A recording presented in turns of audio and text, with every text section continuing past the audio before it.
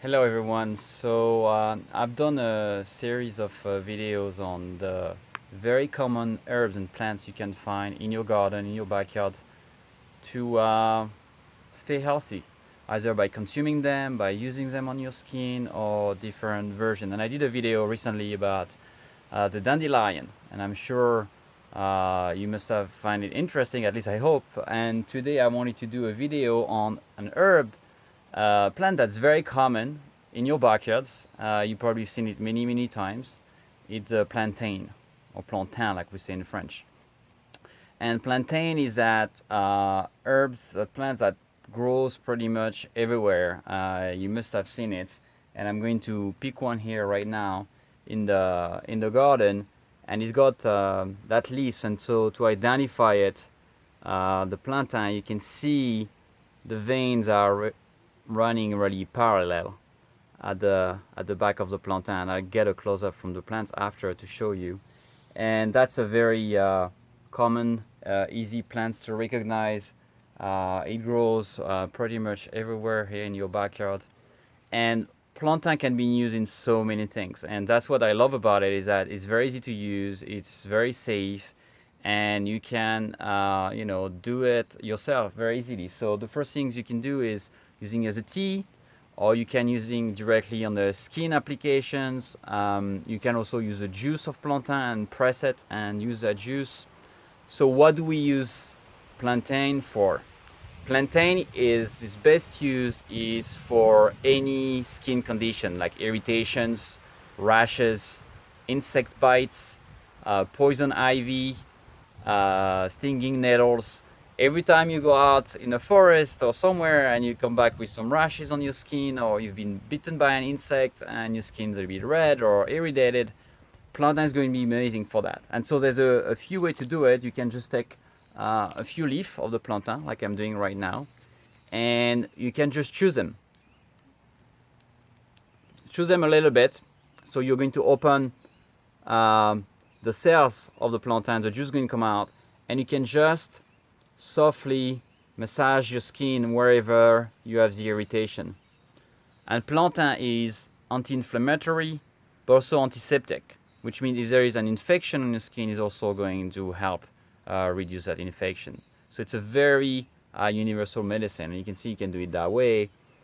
Another way you can use it is just to make a tea with it. So just take a lot of leaves and cut a little bit the leaves, and you put that in boiling water.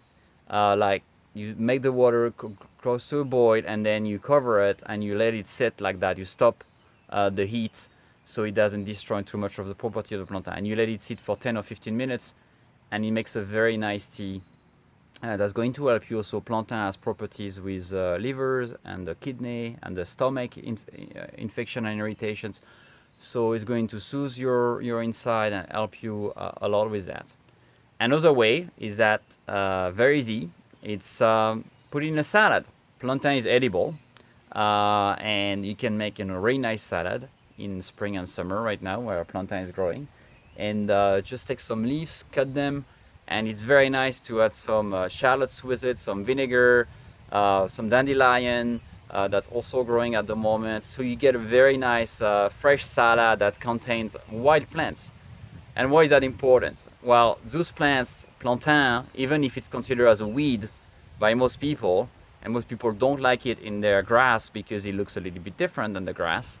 In fact, those wild plants have much more potent nutrition and energy than most of the plants we cultivate. So even if we do organic gardening and heirloom species, those species in the wild, because they have to resist to the temperature, to the weather, to animals, to insects, they are much, much stronger. I don't know if you ever try to grow veggies, but every time you have an infection, your veggies collapse, and you have to use some kind of treatment to protect them. Wild plants have their own defense system. So when you're eating them, you're taking a lot of those defense inside you. So I just wanted to show you a little bit here some plantain. So this is my garden, and you can see here some of the plantain leaf, and you can see plantain pretty much everywhere. And You can see the different leaf, easy to see. You can see it's a little bit purple at the bottom of Plantain. So you have different species of Plantain, and some of them have a more long leaf. But really, to recognize it, and I don't know if I have one around here, but really to recognize it, look for those parallel things at the back. And here's another form of it. So this one is a more long leaves. You can see that has the same parallel string at the back, the veins, and it's just a different form of it. And it's a Plantain major and different species. But they're all edible. They're all really nice to use. But most of it, if you don't just use it that way, if you're out in the wild or you're going for a walk in the forest or in your garden and you come back with some rash or an insect bite, you don't always have medicine with you. Go for Plantain, chew it a little bit in your mouth and apply it on the skin, and it's going to be calming immediately. So I hope you enjoy. You can see more of the videos on my YouTube channel, and I hope to see you very soon for a bigger series on new plants that you can find very easily in your garden to eat, to stay healthy, and to treat yourself of any condition. Thank you.